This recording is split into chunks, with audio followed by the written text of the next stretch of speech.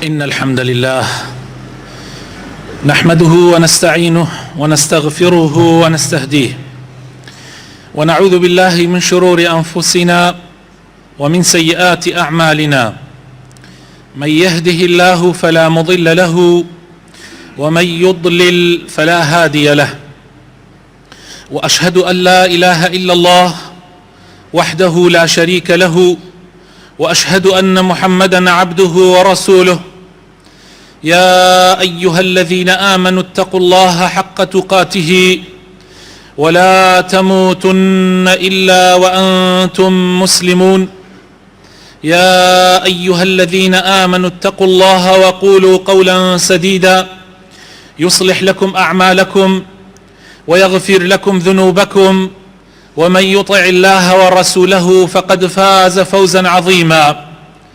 أما بعد، باشترين كلامي خواي پروردگارك لقرآن پیروز اي فرميو باشترين ريبازي محمد مختار صلى الله عليه وسلم وخرابترين ريقا او ريقا ورجكانا نيكا بيچواني ريبازي پیغمبر صلى الله عليه وسلم هر لادان و پێچەوانەیەک بۆ ڕێبازی پێغەمبەر صلی الله عليه وسلم نەکبەتی و بەدبەختی و سەر لێ شێوانە و خاوەنەکانی سەریان لە ئاگری جەهەنەمەوە دەرەچێ. خوای تەعالا هەمومان پارێزێ. خۆشەویستەکانم، خوشک و برا بەڕێزەکان، لەو گەشتەمانە بەناو ژیاننامەی پێغەمبەری خۆشەویستمانە صلی الله عليه وسلم لە هەفتەی پێشوە باسی تەمەنی پێغەمبەرمان کرد صلی الله عليه وسلم، ئەو ڕووداوانەی کە لە تەمەنی 40 ساڵی تاوەکو تەمەنی 50 ساڵی کە ڕوویان داوە لە ژیاننامەی پێغەمبەر صلی الله عليه وسلم. وتمان لە تەمەنی 40 ساڵیە خوای تەعالا وحی بۆ پێغەمبەری خوا صلی الله عليه وسلم دابەزاند و یەکەم آيتيلك كخواي تعالى داي بزان بو پیغمبري خوا صلى الله عليه وسلم آيتي يك تاشش لسورة علق. اقرأ باسم ربك الذي خلق، خلق الإنسان من علق، اقرأ وربك الأكرم الذي علم بالقلم، علم الإنسان ما لم يعلم. پیغمبري خوا صلى الله عليه وسلم لو ما ويا كبوب پیغمبر و ئەمری پێکرا کە دینەکەی خوا بگەێنێتە خەڵک، کۆمەڵە خەڵکێک ئیمانیان پێهێنا. لە سەرەتاوە کە ژمارەیان کەم بوو، پێغەمبەری خوا صلی الله عليه وسلم لە ماڵی ئەرقەمی کوڕی ئەرقەمە کە گەنجێکی 16 ساڵان بوو، ئەویش ئیمانی هێنا بوو، لەگەڵ ئەسحابە ئیماندارەکانە کۆ ئەبوویەوە و باسی ئاەتەکانی قورئانی بۆ ئەکردن کە دابەزی بوو لەو سەردەمە بەسەریا و باسی شریعت و پەیامی پیرۆزی ئیسلامی بۆ ئەکردن. دوای ئەوەی کە ژمارەیان هەندێک زۆر بوون، خوای تەعالا فەرمانی پێکرد کە دینەکەی بگەێنێ. ئەوە بوو چووە سەر تەپۆڵکەی سەفا، لەوێوە بەعەلەنی بە ئاشکرا بە خەڵکی ڕاگەیاند کە ئەو پێغەمبەری خوایە و ئەبێ خەڵکی پابەندی پەیامی خوا ببن. ئیتر ئازار و ئەشکەنجە دەستی پێکرد. ئازار و ئەشکەنجەکان لە سنووریەکان نەوەستان و لە کەسایەتیەکی تایبەتیشان نەوەستان، بەڵکو هەموو مسڵمانانی گردەوە بە خودی پێغەمبەری خواوە صلی الله عليه وسلم. هەر لە تانە و توانجدان، یعنی بە قسە، حتا گەشتە لێدان و حتا گەشتە حەدێک کە هەندێک لە مسلمانان ئەندامێک لە ئەندامەکانی خۆیانیان لە دەستدا، بەڵکو هەندێکیان لە ژێر ئەشکەنجە و ئازاریشە گیانیان بەخوای پەروەردگار سپارد. دوای ئەو ئازار و ئەشکەنجەدانە، پێغەمبەری خوا صلی الله عليه وسلم ئیجازەی هەندێک لە سەحابە بێکەسەکان، بە تایبەت ئەوانەی کە بێکەس بوون، کێلاواز بوون، کە بەرگەی ئازاریان نەئەگرت، ئیجازەی دان، مۆڵەتی دان کەوا کۆچ بکەن بڕۆن بۆ حەبەشە. پێغەمبەری خوا صلی الله عليه وسلم فەرمووی ئەگەر بچن بۆ حەبەشە شتێکی چاکە و کۆچ بکەن بۆ ئەوێ، لەوێ پاشایەکی تایە لە لای ئەوە زوڵم لە کەس ناکرێ. پاشاکەش لەسەر دین و ئاینی مەسیحی بوو، لەسەر دین و ئاینی مەسیحی بوو. حەبەشە ئیسە پێی ئەوترێ ئەثیۆبیا، یعنی ئەفریقیا. دوو جار هیجرەت کرا لەلایەنی مسلمانانەوە بۆ حەبەشە، هیجرەی یەکەم یعنی کۆچی یەکەم 12 پیا و 4 ئافرەت کۆچیان کرد.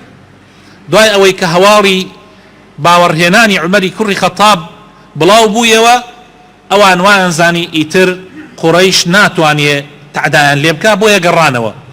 کاتێک گەڕانەوە بینیان وەزعەکە هەر وەک خۆی وایە، هەر ناڕەحەتە.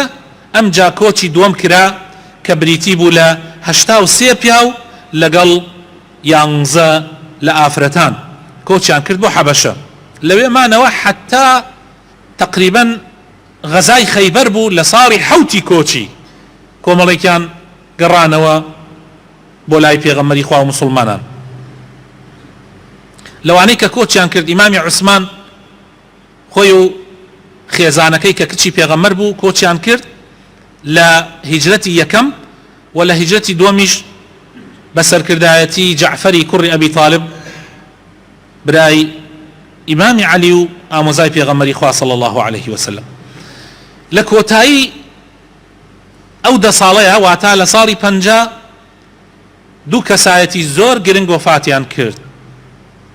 دوو کەسایەتی زۆر گرنگ لە ژیانی پێغەمبەر صلی الله عليه وسلم.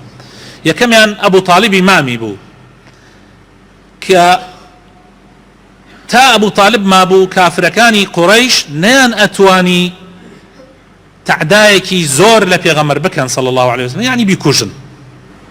ئازاریان نەدا بەدەم، حتا بەدەستیش ئازاری پێغەمبەریان نەدا، بەڵام نەیان ئەتوانی احتراما بۆ ئەبوو طالب، چونکە ئەبوو طالب تا ئەو دقە یان تا حتا وفاتیشی کرد لەسەر دینی ئەوان مایەوە، و پیاوێکی زۆر ناودار بوو لە ناوانە و ڕێزی هەبوو لە ناو قوڕەیشە. کاتی ئەبوو طالب وفاتی کرد، ئیتر ئەوان حتا بۆیان بکرێت تعدایان لە پێغەمبەری خوا صلی الله عليه وسلم زیاتر کرد، گەشتە حەدێک کە ئیتر تەحمل ناکرا. پێغەمبەری خوا صلی الله عليه وسلم زۆر هەوڵی دا ئەبوو طالب لەسەر ئیسلام بمرێ، بەڵام ئەوان هاتوو بوون لە دیار سەری دانیشت بوون. پێغەمبەری خوا صلی الله عليه وسلم فەرموو مامە بڵێ لا ئیلاهە ئیلا الله تاوەکو بیکەم بە بەڵگەیەک لە لای خوا بۆ تۆ. بەڵام ئەوانی شیانوت ئەبوو طالب واز لە دینی بابا پیرانت دێنی؟ عیب نییە تۆ تازە لەسەر مەرگایت واز لە دینی بابا پیرانت بێنی؟ لە ئەخیرە ئەبوو طالب لەسەر دینەکەی ئەوان مایەوە، یعنی بە کافری مرد. ئەوەش ئەو نەیترە پێغەمبەری خوای صلی الله عليه وسلم غەمبار کرد. هەروەها کەسایەتێکی تر کە وفاتی کرد خەدیجەی خێزانی بوو. ئەو ئافرەتە، ئەو ژنە بە وەفایە، ئەو ژنە بە ئەمەکە کە هەرچی ماڵی هەیە و سەروەتی هەیە کردبوویە قوربانی دینی خوا. ئەو ئافرەتەی کە هەموو خەم و خەفەتەکانی لەسەر پێغەمبەری خوا صلی الله عليه وسلم کەم ئەکردەوە و ئەی ڕواندەوە، زۆر یارمەتی پێغەمبەری دا. ئەتوانم بڵێم ئەو 10 ساڵە کۆڵەکەیەکی گەورە بوو بۆ پشتیوانیکردن لە پێغەمبەری خوا صلی الله عليه وسلم و لە مسلمانانیش. ئەو ئافرەتە بەڕێزە وفاتی کرد، بۆیە خەمەکەی پێغەمبەر صلی الله عليه وسلم تا بێزایی کرد، و لە سیرەیە لە ژیاننامەی پێغەمبەر صلی الله عليه وسلم ئەو ساڵە ناونرا ساڵی غەمگینی، عام الحزن، کە ئەو دوو کەسایەتیە گرنگەتیایە وفاتیان کرد. لەو دەرس و پەندانەی کە وەری ئەگرین خۆشەویستەکانم لە ڕووداوەکانی ئەو 10 ساڵە، یەکەمیان وحی بۆ پێغەمبەر صلی الله عليه وسلم لە 40 ساڵاندا ئابەزێ. لە 40 ساڵانە ئینسان كامل أبي، عقلي كامل أبي، حتى إذا بلغ أشده وبلغ 40 سنة قال ربي أوزعني أن أشكر نعمتك التي أنعمت علي وعلى والدي. 40 ساڵان زۆر زۆر گرنگە.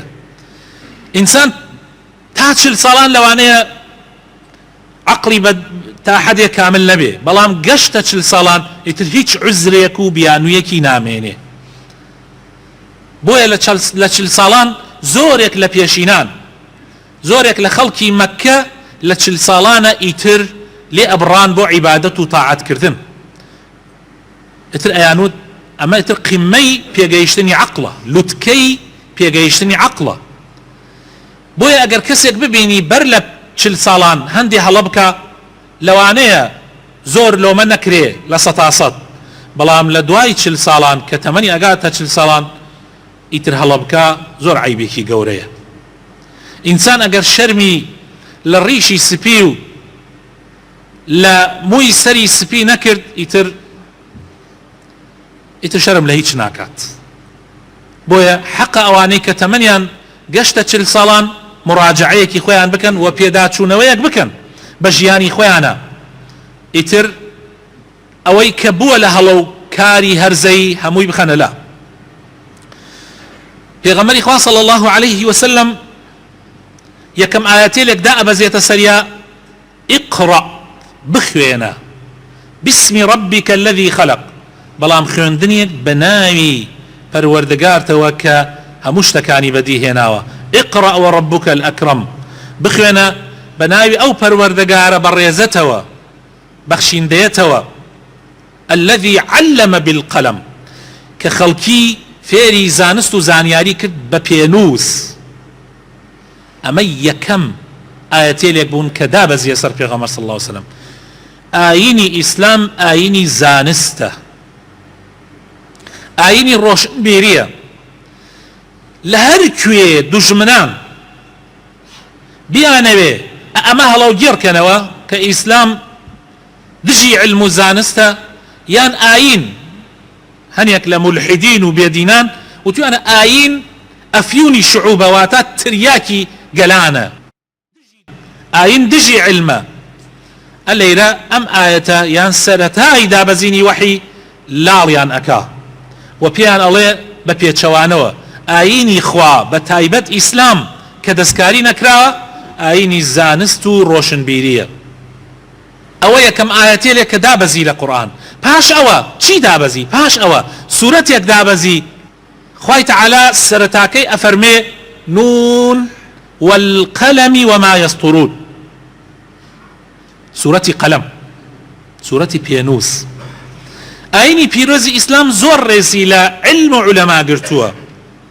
حتى تنانت خوای تەعالا لە قورئانە فەرمێ قل هل يستوي الذين يعلمون والذين لا يعلمون، کەی ئەوانەی زانان ئەوانەی شارەزان وەکو کەسانێکی نەزان وایە، کەی وایە؟ چۆن ئەبێ وەکو یەک وابێ؟ چۆن ئەبێ کەسێک زانا خوێنەوار عاقڵ ژیر وەکو کەسێکی نەزان وابێ؟ هەرگیز وەکو یەک نین. استفهامێکی ئینکاریە، هەرگیز وەکو یەک نین. إنما يخشى الله من عباده العلماء، بەڕاستی ئەوانەی کە زانان ئەوانە زیاتر لە خوا ئەترسن، ئەوانەی کە شارەزان ئەگەر تەقوای لەگەڵا بێ ئیتر وەکو دوو باڵوایە باڵی علم و باڵی تەقوا بە یەکەوە ئەفڕن بەرەو لای خوای پەروەردگار. بۆیە خۆشەویستەکانم ئاینی پیرۆزی ئیسلام ئاینی علمە. پێغەمبەری خۆشەویستمان صلی الله عليه وسلم لە حەدیثێکە کە ئەم مەوزوعەیەک لا ئەکاتەوە ئیمامی ئەبوو داود و ترمذی و ئیبن ماجە و ئیمامی ئەحمەد ئەیگێڕنەوە ئەفەرمێ من سلك طريقا يلتمس فيه علما سهل الله به طريقا إلى الجنة. هر کەسێ ڕێگایەک بگرێتە بەر بۆ ئەوەی داوای علم و شارەزایی تیا بکە، یعنی لە ماڵەوە هاتووە بۆ جمعە تا فێری ئیسلام بێ، لە دەرسێک لە دەرسەکانی دینە بەشداریەکە، علما بەشداریەکە، خوای تەعالا ئەو ڕێگایەی بۆ ئاسانەکە بەرەو بەهەشت. ڕێگای علم ڕێگای بەهەشتە خۆشەویستەکانم. مەلائیکەکانی خوا إن الملائكة لتضع أجنحتها لطالب العلم رضا بما يطلب.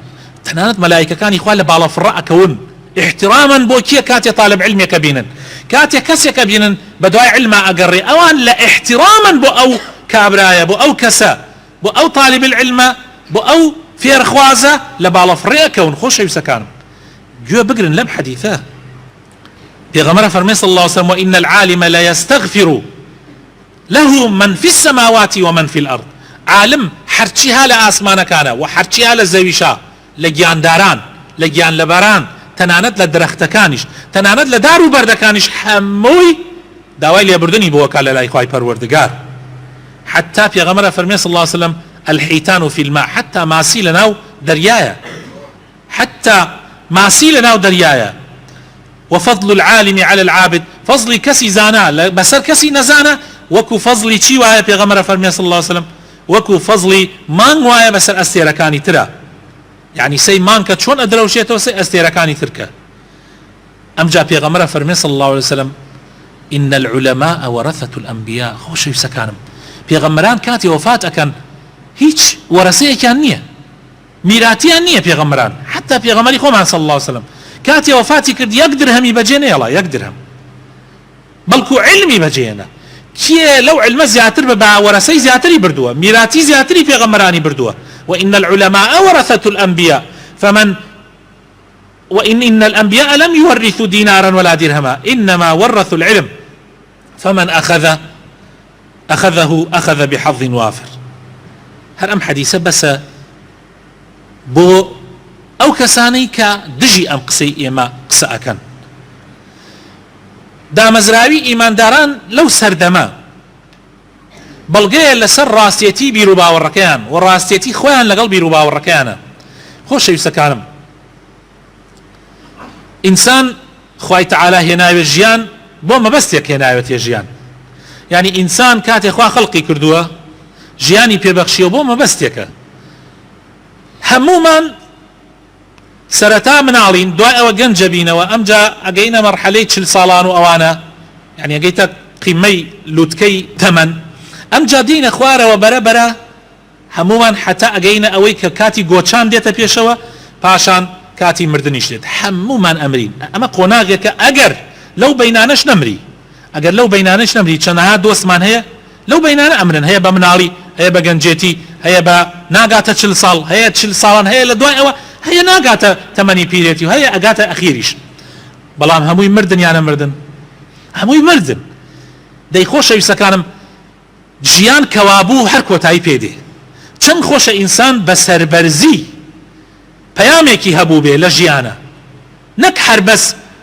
لە دایک ئەبێ گەنج دەی ئەمجا گەورە ئەبێ ئەگاتە تەمەنی ئەمجا بەرەو خوار دێت و ئەمرێت و هیچ پەیامێکی نییە هیچ پەیامێکی نییە ئەخر ئەمە کەی ئینسانیە لەخلای خوا چی ئەوەی تۆ پەیامت نییە یعنی هەر خەو خواردن خەوتن ڕابواردن تەواو خواردن خەوتن ڕابواردن ئەی پەیام خوای تەعالا تۆی بۆ پەیامێک دروست کردووە خۆشەویستەکانم هەڵگری پەیامێک بی پەیامەکە پێت ئەڵێ پێنج ضروریاتەیە ئەبێ بیپارێزی یەکەمیان دینە دووەمیان نەفسە سێمیان نەسەبە يعني ڕەچەڵەک يعني قەزی زاوزێکردن چوارەمیان عەقڵە پێنجەمیان ماڵە ئەمانە پاراستنی ضرورە ماڵ عەقڵ زاوزێکردن نەفسی ئینسانیش هەمووی ئەکرێتە قوربانی دینەکەی دین لەسەرەوەی هەمووانە ئینسان یەکجا ئەمرێ چەند خۆشە لە پێناوی دینە ئەگەر بژێ بژێ و ئەگەر بشمرێ بشمرێ چەند خۆشە ئینسان ڕێبازی پێغەمبەرانە بێ من لە سەرەتای هەموو تارێکەوە پێغەمبەری خوا صلی الله علیه و سلم وای کردووە ئەوەی خستۆتە بیری مسلمانان کە باشترین ڕێباز ڕێبازی پێغەمبەرە صلی الله علیه و سلم معنای ئەوە نییە کە ڕێبازەکانی تریش باشیان تایە نە والله هەموو ڕێبازەکان جگە لە ڕێبازی حەق و ڕاستی صراط المستەقیمەکە هەمووی گومڕاییە ئەگەر لایەندا بێ بۆیە خۆشەویستەکان چەند خۆشە شانازیکردن بە ڕێبازی پێغەمبەر بە ڕێبازی ئیسلامەوە چەند خۆشە شانازی بەوە بکەیت چونکە ئەوە شایستەیە نەوەک لەبەر خاتری پارە لەبەر خاتری عەقڵ و ژیری لەبەر خاتری مناڵ و زاوزێی کردن یعنی مناڵەکان و ژان و ژن مناڵ لەبەر خاتری ئەوەی کە نەفست پارێزراوە بێ لە ترسی نەفسی خۆتە دین بکەی بە قوربانی و بیشێلی بخەیتە ژێر پێت بەداخەوە خەڵکانێکەیە دین ئەفرۆشن لە پێناوی پارە لە پێناوی شتەکانی تر بەس چەند خۆشە ئینسانی مسلمان خاوەن ڕێبازێ بێ هەموو شتەکانی تر لە پێناوی ئەوە بکە هەموو شتەکانی تر پارە ماڵ سام هەموو شتێکی لە قوربانی دینەکەی بێ و دینەکەش لەوانەیە لە ژیان تاخوا تاقیت نکاتەوە هەموو ئەمانە بکەیتە قوربانی لەوانەیە خوا ئەو تاقیکردنەوە نێنێتە ڕێگات بەس ئەگەر هێنایە ڕێگات ئەبێ پیاوی مەیدان بی تۆ خوا خەڵقتی هەر ئەمری والله لە 20 ساڵان بمری لە 40 بمری لە 60 بمری هەبە دیاری کراوە بە ئەجەل دیاری کراوە والله براینە ئەگەر ئێستا خۆمان بفرۆشین ئێمە هەمومان هەڵگەڕێنەوە وەکو پێغەمبەری فەرمێ صلی الله علیه و سلم لە حەدیثە قودسیەکە ئەفەرمێ هەمووتان لە یەک شوێنە هەرچی مرۆڤایەتی هەیە ئینس و جنی هەیە لە یەک لەحظەیە هەر هەمووتان هەڵگەڕێنەوە کفر بکەن خوای تەعالا ئەوەنە لە موڵکی کەم نابێتەوە و لە تەمەنی تۆش زیاو کەم ناکە يعني ببيت مسيحي يعني نصراني قصدمان وببيت يهودي ببيت كافر مسلمانيش ببي لأجل تمنت يك ذرة كم ناكا يقهم أو زياد ناكي ناخوي توا 1 دیناریش زیاد ناکە لەو ڕزقی کە خوا بۆتی داناوە. بەس ئیتر سبحان الله ئینسان پەلەیەتی، سبحان الله شەیطان ئەدخەڵەتێنێ ئەڵێ ئاخر ئەگەر ئەمە نەکەی، ئەگەر ئەم تەنازولاتانە نەکەی، ئاخر دەی آخر پارە، دەی ماڵ، دەی سەروەت سامان ئەدخەڵەتێنێ. بەڵام هەر دێ بۆت، واللهی هەر دێ بۆت. ئەوە زۆر زۆر گرنگە. خۆشەویستەکانم، داواکارم خوای تەعالا بخاتە ناو جوانەکانی خۆی هیدایەتمان بدە، نوری ئیمان بخاتە دڵەکانمانەوە، موفقمان بکات لەسەر دیندارەتی، لەسەر ئیسلامەتی. یا ڕەبی خوایە دامەزراومان بکەی، یا ڕەبی خوایە بخاتە ناو جوانەکانی خۆت، بخاتە ئیسمی عەظەمی خۆت، لەسەر ڕێگا و ڕێبازە ڕاستەقینەکەی پێغەمبەر صلی الله علیه و سلم دامەزراومان بکەی. یا ڕەبی خوایە بخاتە ناو جوانەکانی خۆت، شیفای نەخۆشەکانمان بدە، یا شافی یا الله ڕەحم بە مردوەکانمان بکەی. یا ڕەبی خوایە تەبایی و خۆشەویستی و برایەتی بخەیتە نێوانمانەوە. یا ڕەبی کوردستان لە هەموو بەڵاو مصیبەتێک بە دوور ببێ، کاربەدەستانی صالح و دادپەروەر بن. یا ڕەبی خوایە بخاتە ناو جوانەکانی خۆت، بۆ خاتر ئیسمی عەظەمی خۆت. یا ڕەبی ئەوە ئێمە هەموومان دەستی زەلیلی بەرزەکەینەوە، داوا لە تۆ ئەکەین بارانی ڕەحمەتمان بۆ ببارێنی. یا ڕەبی خوایە بارانی ڕەحمەتمان بۆ ببارێنی. یا ڕەبی خوایە بارانی ڕەحمەتمان بۆ ببارێنی. اللهم أغثنا أغثنا أغثنا يا مغيث. آمين آمين. لە کۆچکردن بۆ حەبەشە، بۆ لای نەجاشی مەلیکی حەبەشە کە هێشتا ئەو مەسیحیە و لەسەر دینی مەسیحیە، ئیسفادەیەکی گرنگەکەین لەم مەوزوعە. ئەویش ئەوەیە کە ئاینەکانی خوا هەموو سەرچاوەکانیان یەک سەرچاوەیە. براینە ئێمە خەڵکی کە معاملەیان لەگەڵاکەین و لەگەڵیانە ئەژێن پلەبەندی ئەبێ بکرێت لەگەڵیانە. ئێستا تەماشاکە کافرەکان هەموو یەک حەساب تەماشایانی کردو پێغەمبەر صلی الله علیه و سلم، هەموو یەک حەساب نییە. ئیسا ئەبوو طالب و ئەبوو جەهل وەک یەک وایە. ئەبوو طالب و ئەبوو لەهەب هەردوویان مامی پێغەمبەرن وەک یەکوان. ئەبوو طالب پاڵپشتی پێغەمبەر بووە، هاوکاری بووە هەتا ئاخر لەحظە. بۆیە پێغەمبەر صلی الله علیه و سلم دوعای بۆ بکات تا خوای تەعالا قەدەغاکات، دوعای بۆ بکە. حتا لە پاش ئەوەش کە خوا قەدەغاکات دوعای بۆ بکە، عباسە فەرمێ هیچت بۆ ئەبوو طالب نەکرد. ئەی پێغەمبەری خوا کە چەندی هاوکاری کردی؟ فەرمووی بەڵێ ئەبوو طالب لە بنی جەهەنەما بوو، بەڵام زۆر داوام لە خوای تەعالا کرد کە هاتە سووکترین عەزابی جەهەنەم بۆ ئەبوو طالب. کەوا بوو جەهەنەمیش هەتا شوێنەکانی فەرقەکە. کافران هەموو یەک شێوە نین. یعنی کابرایەک حتا ئیسە بۆ نمونە ئێمە و مەسیحیەکان بەینمان نزیکترە تا ئێمە و جوولەکە. خوای تەعالا لە قورئانە فەرمێ نابێ هەمووی بە یەک چاو سیر کردی. ئەغلبیە مسلمانی ئێمڕۆ پێیا بووە هەمووی زەرب سفرەکە، غەیری خۆی حتا تەنانەت مسلمانانیش ئەوەی وەکو خۆی بیر نەکاتەوە هەمووی زەرب سفرەکە. وانییە خۆشەویستەکانم، کافر و مسلمان پلەبەندی هەیە. مەسیحیەکان نەرمترن تا یەهودیەکان، لەناو مسلمانانیشە هەیە لە تۆ نزیکترە، هەیە زیاتر هەیە دوورتر حتا ئەڕوا. تو ئاوا بێ بیر بکەیت و هەر لە ژیانیشتا خۆ نابێ هەموو عالەم بکەیتە دوژمنی خۆت. ئەمە غەڵەتە، پێغەمبەر وای نەکردووە و تۆش نابێ وا بکەی. ئەمە زۆر زۆر گرنگە. حەقا ئێمە زۆر ئیسفادە لەو خاڵە بکەین. کۆتاییش ژنی ساڵح نیعمەتێکی زۆر گەورەیە. خۆشەویستەکانم، ئەگەر خوای تەعالا کردو بێتنە خاوەنی ژنێکی ساڵح و هاوسەرێکی باش، طبعا بە هەمان شێوە بۆ ژنانیش پیاوی ساڵح نیعمەتێکی زۆر گەورەیە. ئینسان ئەگەر هاوسەرەکەی باش بێ، خۆ ئێمە هەمومان دنیا بەجێ تێڵین، بەس حەیفە لە دڵۆ بزانێ باشە بۆی باس نەکا بڵێ تۆ باشی. حەیفە ئەگەر خۆشی بوێ پێی نەڵێ زۆر خۆشتم ئەوێ.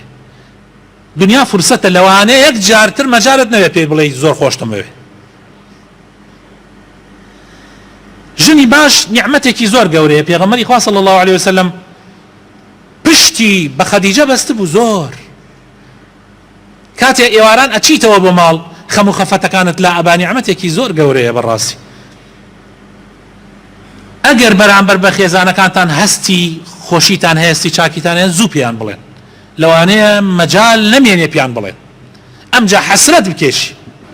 جا پێشەوەی لە یەک دابڕێین ئێمە کە ناز و خۆشەویستیەکمان هەیە بەرامبەر بە ماڵ و کەس و کارمان، خوا بە زوو بیڵی ئامان وریای خێزانەکانتان زۆر گرنگیان پێ بدەن. پێغەمبەر صلی الله علیه و سلم ئاخر وەسیەتی ئەوە بوو.